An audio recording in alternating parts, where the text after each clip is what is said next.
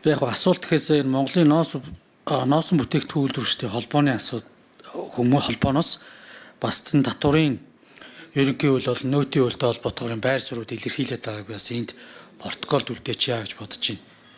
Ерөнхийдөө өнөөдрийн явж байгаа энэ асуудлаар малчны тухай хууль, малчин өрхийн нэгдсэн холбооны эрхцэн байдлын хууль зэргийг дагалдуулж боловсруулад гарсан татварын өөрчлөлтөөр нэмэгдсэн үртгийн албан татварын тухай хуульд өөрчлөлт ороод энэ үйлдвэрлэгч буюу бүтээгдэхүүнээ бэлдэж байгаа хүмүүсүүд нь зөвхөн малчтын хоршооноос авсан тохиолдолд бас асуудал нэг өөрөөр за хуун гэдгийг нь хаснасаа болоод өмнөөс нь одоо нөөц төлөгч болчоод ийм зүйлүүд байгаа. Тэгээ гарч байгаа бүтээгдэхүүн болоод үйлдвэрлэлийн одоо тэгээ эргэлтийн хөрөнгөд орох ёстой хөрөнгө нь энэ өмнөөс нь татвар төлөх байдал ингээ орчоод байгаа.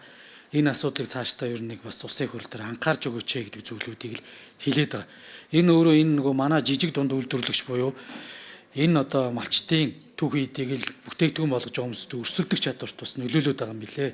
Тэгээд энэ цаашдаа энэ татварын асуудлыг зөв болгож өгөөч, уламжилж өгөөч гэдэг зүйл байгаамаа. Энийг ингээд татварын ажлын хэсгийнхэнд хэлчихье.